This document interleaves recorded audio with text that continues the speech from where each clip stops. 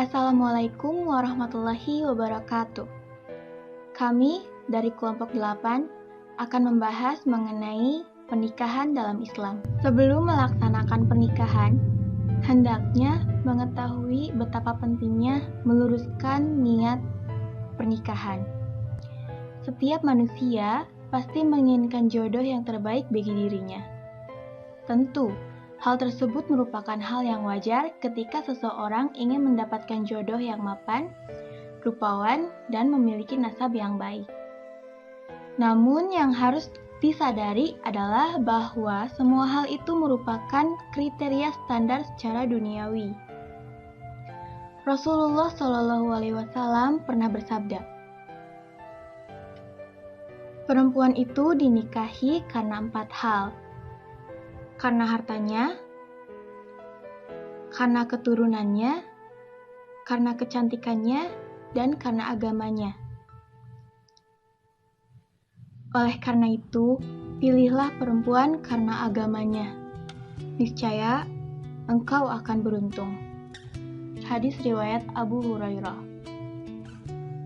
Selain itu, Tirmizi, Ibnu Majah, dan Al-Hakim pernah meriwayatkan sabda Rasulullah SAW. Apabila datang kepada kalian seorang laki-laki yang kalian ridhoi agama dan akhlaknya, maka nikahkanlah dia. Dan jika tidak, maka akan terjadi fitnah di muka bumi dan kerusakan yang besar. Berdasarkan kedua hadis tersebut, dapat disimpulkan bahwa dalam pernikahan tidak hanya didasari oleh niat ingin mencari pasangan yang rupawan agar keturunannya kelak menjadi rupawan, atau ingin mendapatkan pasangan yang hartanya melimpah agar selalu hidup berkecukupan.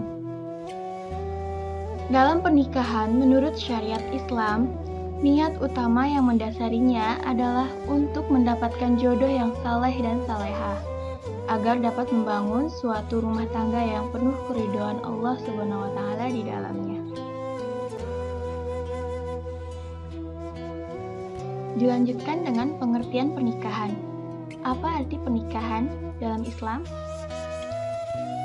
Istilah pernikahan atau nikah dalam bahasa adalah mengumpulkan, menggabungkan, dan menjodohkan. Pernikahan menurut syariat Islam adalah akad yang menghubungkan antara laki-laki dan perempuan yang tidak terdapat hubungan mahram antara keduanya, sehingga terdapat hak dan kewajiban. Islam memerintahkan umatnya untuk menikah. Anjuran ini tercantum dalam Al-Quran dan Sunnah Nabi Muhammad SAW. Bismillahirrahmanirrahim. Wa min ayatihi an khalaqalakum min anfusikum azwajan litaskunu ilaiha wa ja'ala bainakum mawaddatan wa rahmah. Inna fi dzalika laayatil liqaumin yatafakkarun.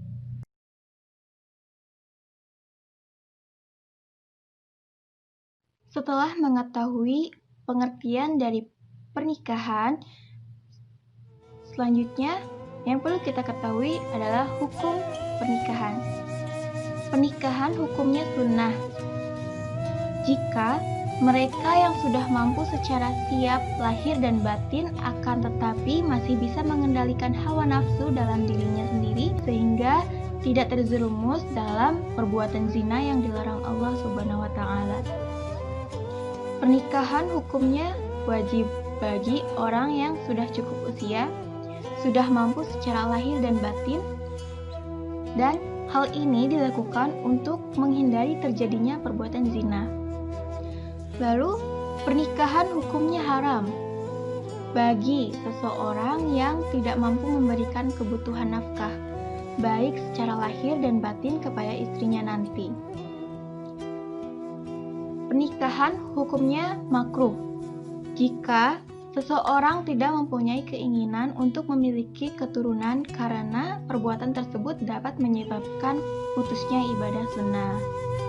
Lalu pernikahan hukumnya mubah bila seseorang tidak memiliki kemauan untuk menikah dan ia tidak dalam kondisi yang memaksanya atau melarangnya untuk melakukan pernikahan. Adapun rukun dan syarat pernikahan. Rukun nikah adalah hal-hal yang harus dipenuhi agar pernikahan menjadi sah. Adapun rukun pernikahan adalah yang pertama, ada calon mempelai laki-laki. Yang kedua, ada calon mempelai perempuan. Yang ketiga, ada wali mempelai perempuan. Yang keempat, ada 2 orang saksi. Dan yang kelima, ijab dan qabul. Rukun nikah yang telah disebutkan tadi harus memenuhi syarat yang telah ditentukan. Adapun syarat-syaratnya adalah yang pertama, bagi calon mempelai laki-laki, yaitu beragama Islam, laki-laki, tidak terpaksa atau dipaksa, dan bukan mahram bagi calon istri. Yang kedua, syarat bagi calon mempelai perempuan, yaitu beragama Islam, perempuan, bukan mahram bagi suami, dan tidak bersuami atau dalam masa iddah.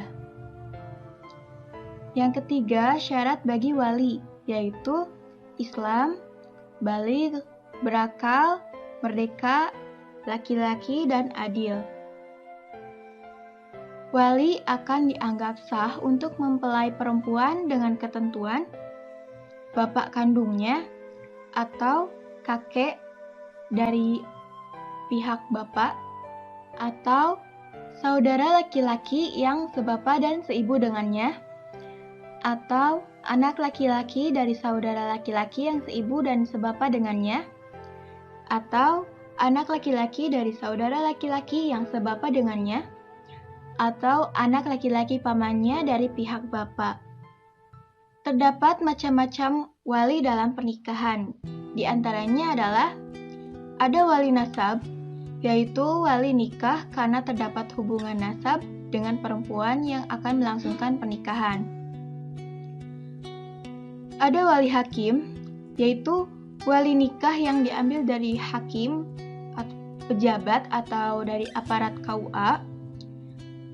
Lalu ada wali tahkim, yaitu wali yang diangkat oleh calon suami atau calon istri. Wali tahkim dilaksanakan jika wali nasab tidak ada dan tidak terdapat wali hakim. Lalu ada wali maula, yaitu wali yang menikahkan budaknya, yaitu majikannya tersebut. Lalu ada syarat bagi saksi, yaitu Islam, baligh, berakal, tidak dipaksa, laki-laki, adil, dan merdeka.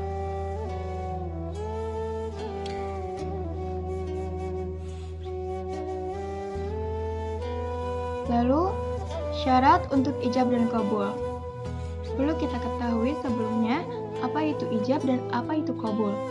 Ijab adalah perkataan atas penyerahan wali perempuan atau yang mewakilinya dengan laki-laki berupa perkataan dengan syarat yang telah ditentukan. Sedangkan qabul adalah pernyataan dari pihak laki-laki menerima pernyataan wali perempuan atau yang mewakilinya dengan syarat yang telah ditentukan. Adapun syarat ijab adalah yang pertama, pernikahannya hendaklah tepat. Yang kedua, tidak menggunakan kata sindiran. Yang ketiga, diucapkan wali atau yang mewakilinya. Yang keempat, tidak dibatasi dengan waktu tertentu. Lalu, ada syarat qabul. Nah, adapun syarat qabul adalah yang pertama, ucapan sesuai dengan ucapan ijab. Yang kedua, tidak menggunakan kata sindiran. Yang ketiga, dilafalkan oleh calon suami. Yang keempat, tidak dibatasi dengan waktu tertentu. Yang kelima, menyebut nama calon istri. Dan yang keenam, tidak ditambahkan dengan perkataan lain.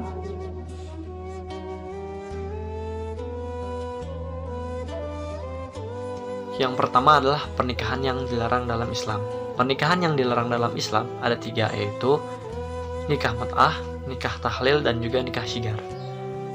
Nikah mut'ah atau nikah kontrak, atau yang lebih sering dikenal dengan kawin kontrak, adalah pernikahan dalam masa tempo tertentu. Dalam nikah mut'ah, suami tidak berkewajiban menafkahi, memberi tempat tinggal, serta tidak menimbulkan pewarisan antara kedua belah pihak, antara suami dan istri. Nikah mut'ah dilarang karena bertentangan dengan tujuan nikah itu sendiri. Nikah mut'ah dapat merusak moral manusia karena hanya sekedar melampiaskan hawa nafsu semata. Nikah mut'ah tidak terdapat niat baik untuk menjalin keluarga yang bahagia. Maka nikah ini dapat mendatangkan mudarat besar bagi perempuan, terutama kepada anak keturunannya kelak. Selanjutnya adalah nikah tahlil.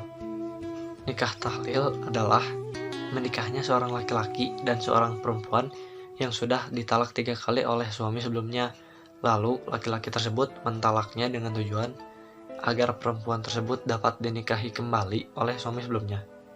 Nikah tahlil dilaksanakan dengan tujuan menghalalkan kembali suami pada mantan istri yang telah ditalak 3 kali.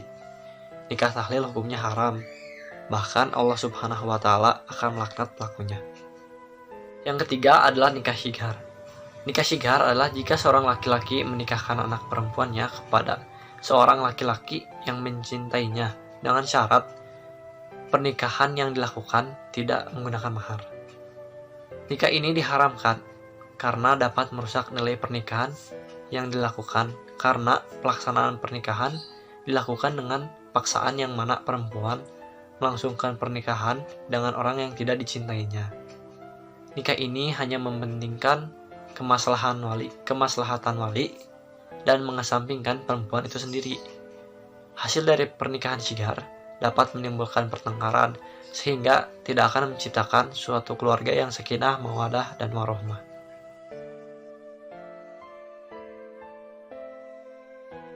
Selanjutnya ada tujuan dan hikmah pernikahan. Dalam kompilasi hukum Islam dijelaskan bahwa tujuan pernikahan adalah mewujudkan kehidupan rumah tangga yang sakinah, mawaddah, warahmah, yaitu rumah tangga yang tentram, penuh kasih sayang, serta bahagia lahir dan batin. Hukum yang disebutkan dalam kompilasi Islam tersebut hanya salah satu dari beberapa tujuan yang ada. Adapun tujuan pernikahan adalah yang pertama, memenuhi kebutuhan biologis manusia. Yang kedua, memelihara dan memperbanyak keturunan dengan hormat. Yang ketiga, menciptakan rumah tangga yang islami. Yang keempat, mengendalikan nafsu yang terdapat dalam manusia. Yang kelima, menciptakan naluri orang tua, kebapaan, dan keibuan. Yang keenam, menumbuhkan dalam diri manusia rasa tanggung jawab. Yang ketujuh, mempererat silaturahmi antara keluarga.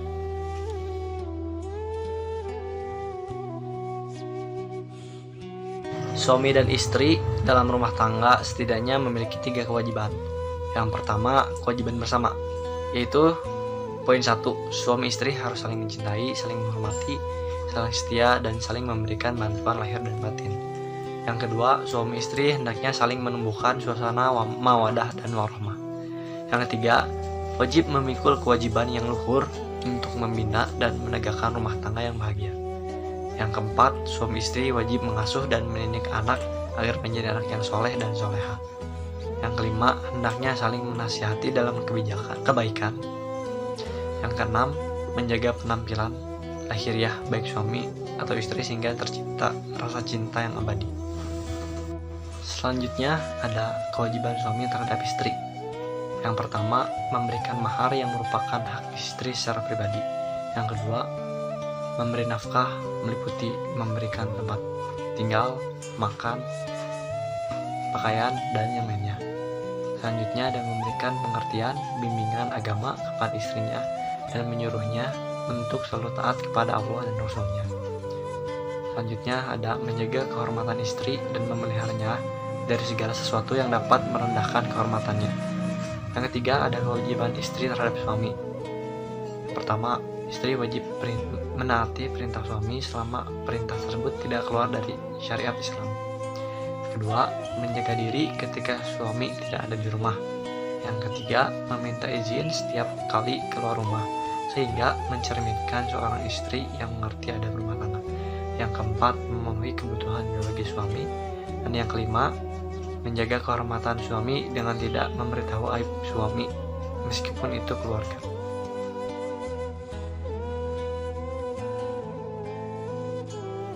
Ada pengertian idah. Idah berasal dari kata adad. Menurut bahasa artinya menghitung, sedangkan menurut istilah syara ialah masa menunggu seorang istri selama waktu tertentu setelah terjadi talak atau ditinggal mati oleh suami. Hukum idah: bagi seorang istri yang mengalami talak atau cerai, maka wajib menjalani masa idah sebagaimana telah dijelaskan dalam Quran surat Al-Baqarah ayat 228 yang bunyinya, Bismillahirrahmanirrahim. Wal muttallaqatu yatarabbasna bi anfusihinna salasata quru wala yahillu lahunna ayyaktumna ma khalaqallahu fi arhamihinna in kunna yu'minna billahi wal yaumil akhir wa bu'ulatuhunna ahaqu birodihinna fi dalika in aradu islaha walahunna mislul ladzi alaihinna bil ma'ruf walir rijali alaihinna daraja wallahu azizun hakim. Ada masa idah. Istri yang telah bercerai dengan suaminya tapi belum sempat berhubungan sama istri, maka tidak akan dikenai idah. Akan tetapi bila pernah melakukan hubungan suami istri, maka wajib melakukan idah dengan ketentuan sebagai berikut. Yang pertama, bagi perempuan yang masih haid, maka idahnya adalah 3 kali suci sebagaimana yang telah dijelaskan pada firman Allah. Bagi perempuan yang sudah tidak haid karena usia maupun penyakit, maka idahnya adalah selama 3 bulan. Bagi wanita yang ditinggalkan mati suaminya dalam keadaan tidak mengandung, maka idahnya adalah 4 bulan 10 hari. Wanita yang terkena darah istihadah, lalu wanita yang ditalak 3 atau talak bain, dan juga wanita yang melakukan gugat cerai. Selanjutnya ada hikmah masa idah. Yang pertama yaitu untuk mengetahui apakah wanita tersebut yang telah diceraikan sedang mengandung atau tidak dengan bekas suaminya. Yang kedua, untuk menjaga kemuliaan keturunan. Dalam hal ini, terutama bagi wanita yang telah diketahui mengandung setelah perceraiannya. Yang ketiga, untuk memberikan kesempatan kedua belah pihak jika dikehendaki untuk berdamai dan berkumpul kembali tanpa mengulangi akad nikah bagi wanita yang mengalami talak raj'i. Setelah membahas pengertian pernikahan, hukum pernikahan, syarat pernikahan, dan pernikahan yang dilarang dalam Islam, selanjutnya mari kita bahas mengenai talak. Pengertian talak. Talak menurut bahasa adalah melepaskan ikatan. Dalam hal ini, melepaskan ikatan perkawinan. Sedangkan secara istilah, talak adalah putusnya hubungan pernikahan antara suami dan istri dalam waktu tertentu atau selamanya. Meskipun halal, talak sangat dibenci Allah Subhanahu wa Ta'ala. Seperti sabda Nabi Muhammad SAW, sesuatu yang halal dan sangat dibenci Allah Subhanahu wa Ta'ala adalah talak. Hadis riwayat Abu Daud dan Ibnu Majah. Selanjutnya ada hukum talak. Hukum talak wajib jika terjadi pertengkaran yang tidak memungkinkan untuk dilanjutkan keluarga tersebut, di mana hal ini hakim telah melakukan mediasi antara keduanya dan tidak menemukan titik temu. Hukum talak sunnah. Jika suami sudah tidak mampu memenuhi nafkah kepada keluarga dan istri tidak mampu untuk menjaga kehormatannya. Hukum talak haram jika terjadi dalam 2 keadaan. Keadaan pertama, suami menjatuhkan talak kepada istri ketika sedang haid. Keadaan kedua, suami menjatuhkan talak ketika suci yang telah dicampurinya dalam waktu suci. Yang terakhir ada hukum talak makruh, sebagaimana asal hukum talak itu sendiri. Dilanjutkan dengan lafal talak. Lafal talak ada dua. Yang pertama ada sarih, perkataan talak yang diucapkan dengan jelas dengan maksud mentalak atau menceraikan istri. Misalnya, suami mengatakan, "Saya ceraikan kamu." Lafal talak kedua yaitu kinayah, perkataan yang diucapkan suami kepada istri dengan ragu-ragu. Perkataan tersebut tergantung niat suami. Jika tidak ada niat untuk menjatuhkan talak, maka istri tidak terkena talak. Contohnya seperti suami mengatakan, "Jangan tinggal lagi di rumah ini," atau "Pulanglah kamu ke rumah ibumu." Selanjutnya, ada bilangan talak. Talak suami kepada istri diberikan sebanyak 3 kali. Talak pertama dan kedua masih diperbolehkan untuk rujuk sebelum masa idahnya telah habis, dan boleh dengan akad baru sesudah idah. Sedangkan talak ketiga haram untuk kembali, kecuali jika istri telah menikah dan mendapatkan talak dari suami kedua. Bagaimana dengan firman Allah Subhanahu wa Ta'ala? Bismillahirrahmanirrahim. Fa'in talaqaha fala tahillu lahu min ba'du hatta tankiha zawjan ghairah. Fa'in talaqaha fala junaha alaihima ayyataraja'a in dhanna ayyuqima hududallah. Wa tilka hududullahi yubayyinuha liqaumin ya'lamun.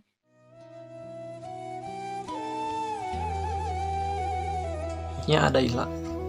Ilah adalah sumpah yang diucapkan suami kepada istri bahwa tidak akan mencampurinya selama waktu yang telah ditetapkan oleh Islam, yaitu selama 4 bulan. Jadi jika suami akan mencampuri istri, hendaklah menunggu 4 bulan lamanya. Jika suami belum genap 4 bulan sudah mencampuri istrinya, maka wajib bagi suami untuk membayar denda sumpah atau kafarat. Sebaliknya, jika sudah 4 bulan tidak mencampuri istrinya, maka suami boleh mentalak istrinya. Firman Allah Subhanahu wa Ta'ala tentang ilah, yaitu Bismillahirrahmanirrahim.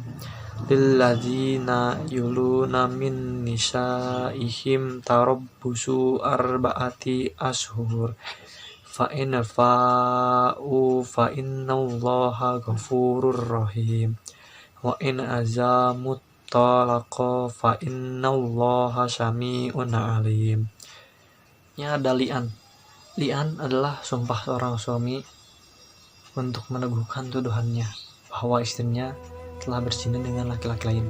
Sumpah itu dilakukan suami karena istrinya telah menyanggah tuduhan suaminya itu, sementara suami sendiri tidak memiliki bukti-bukti atas tuduhan zinanya. Selanjutnya ada huluk. Huluk adalah perceraian yang didasari kemauan istri untuk berpisah dengan syarat memberikan tebusan kepada suami, yaitu mengembalikan mahar yang telah diberikannya. Selanjutnya ada fasah. Fasah adalah membatalkan atau melepaskan akad nikah disebabkan oleh kecacatan yang berlaku pada waktu akad nikah atau karena hal lain yang dapat mendatangkan ketidaksahan atau batalnya suatu pernikahan. Fasah dapat disebabkan oleh beberapa hal, di antaranya yang pertama, setelah dilangsungkan pernikahan ternyata antara suami dan istri adalah mahram. Yang kedua, suami tidak memberikan nafkah, tempat tinggal, dan mahar kepada istrinya. Dan yang ketiga, suami istri atau salah satu di antaranya menjadi murtad. Selanjutnya ada rujuk. Pengertian rujuk adalah kembalinya suami istri yang telah bercerai yang masih dalam masa iddah dengan peraturan tertentu.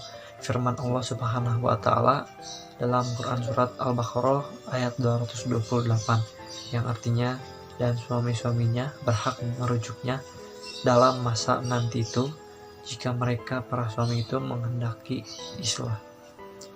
Hukum rujuk yang pertama, ada wajib jika suami mentalak salah satu dari istrinya sebelum istri yang diceraikan disempurnakan talaknya. Yang kedua, haram jika suami rujuk dengan berniat menyakiti istri. Yang ketiga, makruh jika perceraian yang dilakukan banyak mendatangkan manfaat bagi keduanya. Yang keempat, jaiz, merupakan hukum asli dari rujuk. Yang kelima, sunnah, jika dengan rujuk mendatangkan manfaat bagi keduanya. Selanjutnya ada rukun rujuk. Rukun rujuk yang harus dipenuhi adalah yang pertama, rukun rujuk atau syarat istri untuk dapat dirujuk, yaitu istri sudah dicampur suaminya. Istri yang dirujuk harus disebutkan keadaannya, jika tidak, rujuk tersebut tidak akan sah. Lalu talaknya adalah talak raj'i, dan rujuk dilakukan ketika istri dalam masa iddah. Selanjutnya syarat suami agar bisa rujuk, yaitu hendaknya rujuk yang dilakukan suami atas kehendak sendiri, bukan karena terpaksa. Yang ketiga ada saksi, yaitu 2 orang laki-laki. Yang keempat syihad, yaitu pernyataan yang diucapkan suami dengan niat untuk kembali kepada istrinya.